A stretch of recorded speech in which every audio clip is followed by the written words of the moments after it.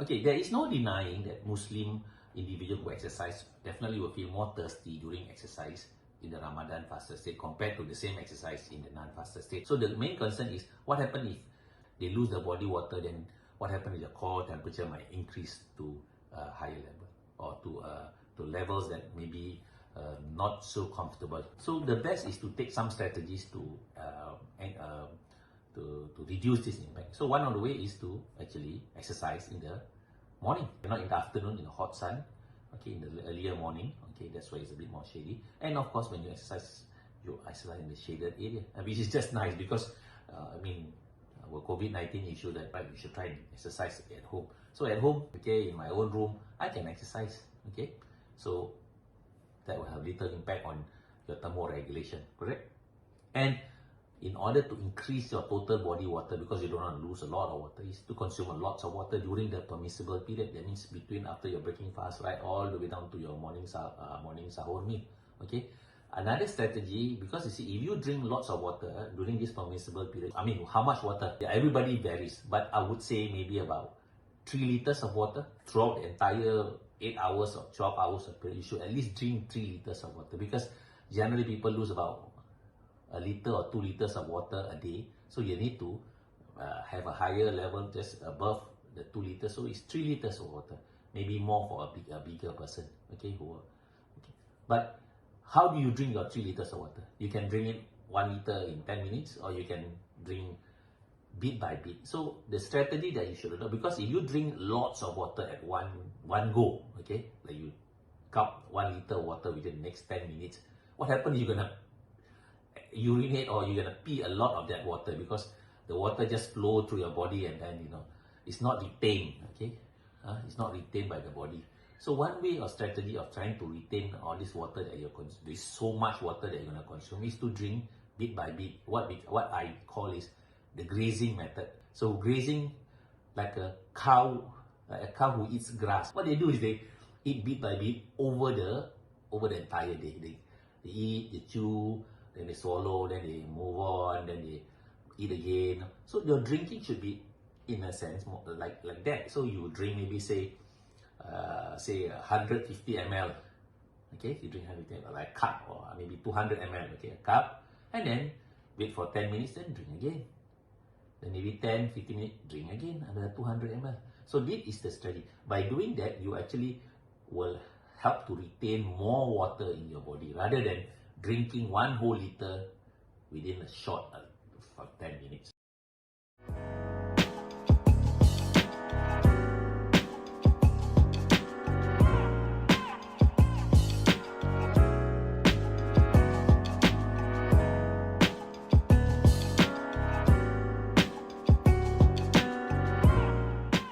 Actually, we did a study to answer the specific question again. So many years ago, we did a study on our national silat athletes where we actually made them exercise before Ramadan.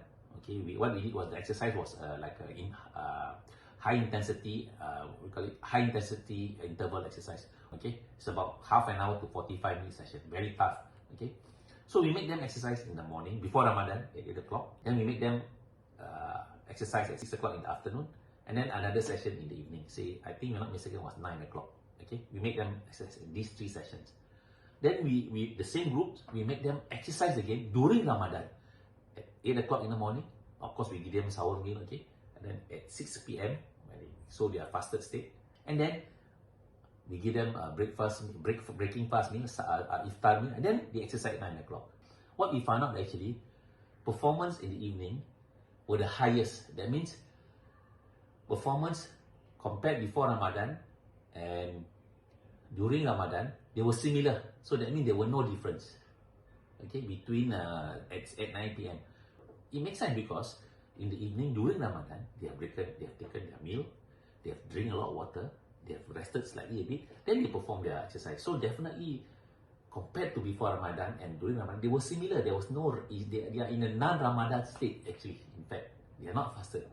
So that's why we don't see differences in performance. At 8 a.m., the performance was about 95%, 5% less. Because they would probably have eaten their sahur meal at 6 a.m. or 5 plus a.m. and then they just rested for 1 or 2 hours, then they perform the 8 a.m. So we don't expect much differences. The major differences was at 6 p.m. where the performance was about 90%, 10% differences. Of course, because at 6 p.m. they have been fasted for the whole entire day, right, for about 10 to 12 hours. So we don't expect the performance to be better. So in terms of the training quality and quantity, during Ramadan, what's the best is to train in the evening. First, to train in the evening. Not as good will be 8 a.m. in the morning or 8 or 9 a.m. in the morning. The worst is, of course, the late afternoon at 6 p.m. But if you think carefully, the differences is not much. It's only about 10% the worst. So if you ask me, can you train at 6 p.m. in Ramadan? Of course you can. Because if you are not so concerned about the quality of performance so much, correct? You are training at some maximal or you're not doing very, very high intensity, the decrease in performance is only 10%. Not much. I mean, yes, you can argue with me, yeah, in high performance, 10% is valuable. I agree. But you don't have to train every day at 6 p.m. In Ramadan, you can always change your timing, But sometimes because of other scheduling on, you can't, you need to train at 6 p.m. By all means. There is no adverse effect on performance to the extent that, you're going to get zero returns, you know what I mean? The return is still 90% and 10% is not that bad, really. Okay, so if you ask me, you can train the entire day in Ramadan, honestly. You don't have to worry so much about time. If you are not so concerned about really quality of your training in every session that you are doing during Ramadan, I would say carry on. You want to do it 8 a.m., 4 p.m., 6 p.m., carry on. Do your best, that's all. And you still get benefits from training during Ramadan.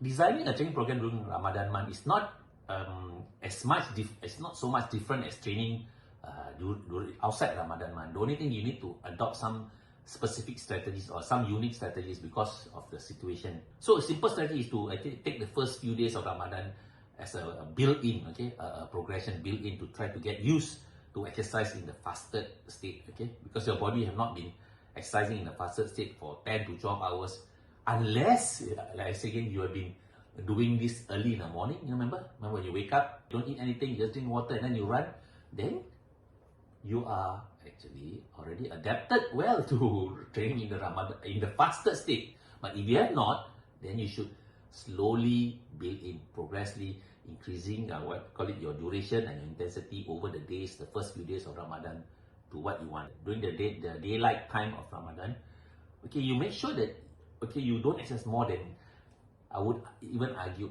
75 minutes, 60 to 70 minutes, including cool down and warm up. Because remember, if you train longer than that, then your muscle glycogen will be depleted to some extent, correct? And then your quality of your performance, maybe at the 90-minute mark or 80-minute will not be as good. So try to keep your duration short. Anyway, with less resources, you don't want to overstrain your system. When you do this workout and when you do like drills, whatever that you are doing, try to include more frequent rest.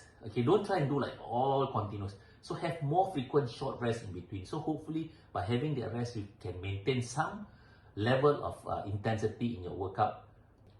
And of course, the sleep. Remember, people always ignore sleep. Sleep is important. Not only during Ramadan, outside Ramadan, also sleep is also very important. Because without the sleep, help you to recover. You rebuild your system. You strengthen your muscle. You patch up all the damage that is done by all the training. It's all during your sleep, not when you're exercising. So if you don't have enough sleep, how can the body rest and recuperate well? So it's very important that even though it's Ramadan and you have to, sometimes, I don't know now whether Tarawih or not, up to yes, then, do your Tarawih, then sleep early. Wake up normally in the morning, have a quick meal, and then if you can, sleep again.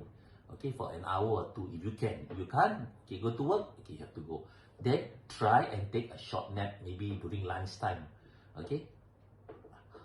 less than hour, less than 1 hour, say maybe 30 minutes, okay, a short nap. All these accumulate will help you to maintain your sleep and make you feel fresher.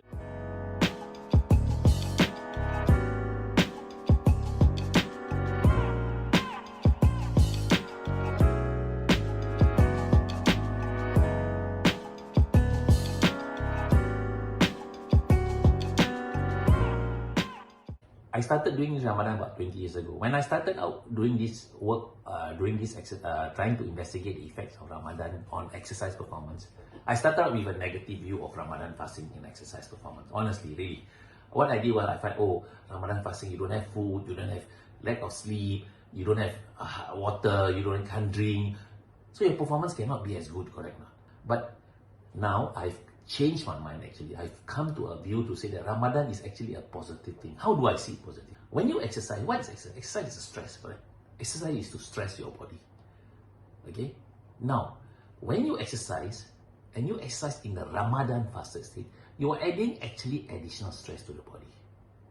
So that's why, remember the study I told you that no effect, no negative, is Ramadan fasting effective? The study shows, all the studies shows that actually there's no impact of Ramadan fasting on after training throughout the entire 4 weeks. Yes, acutely, that means for that exercise session, you may not produce as good or 100% of your work as in the non-fasted state. But your body have to work harder with less resources. And when they do that, they get more stress. Hopefully, that stress will turn into a greater adaptation. Just like if I exercise in the mountains, I train, I get less oxygen, my body have to work harder. So when my body have to work harder, hopefully I get better adaptation from the low oxygen. So similarly with Ramadan, with less water, less fuel, hopefully you get what? Better adaptation during the same training. So I've now come to a point that I see Ramadan as an opportunity for you to get better training in adaptation. Don't think it as a negative, think it as a positive. This exercise in this state that you cannot eat, you cannot drink, is positive to your body. Of course, you must not train so hard that that you break down so much. Train your normally, but train in a faster state. And if you do it repeatedly over that 4 weeks of Ramadan month, you get better adaptation when you come out from that Ramadan. There are some studies now showing that, who are not talking about Ramadan fasting, intermittent fasting. So they are doing the same thing. They are exercising in the fasted state. Why? Because they want to get better adaptation after the exercise. Of course, acutely during that point of time when you exercise, you may not produce high quality work. Because remember, I told you the decline of exercise was in the afternoon and in the morning. It's only 10%? And you are not competing, you are training. So training is a stress. So training stress plus additional stress, in this case, without food and fuel, that will make your body have to work harder. Your internal system, your processes all have to work very, very hard in order to achieve the work that you're going to do. And that will mean greater stress, correct or not? Greater stress lead to what? Greater adaptation.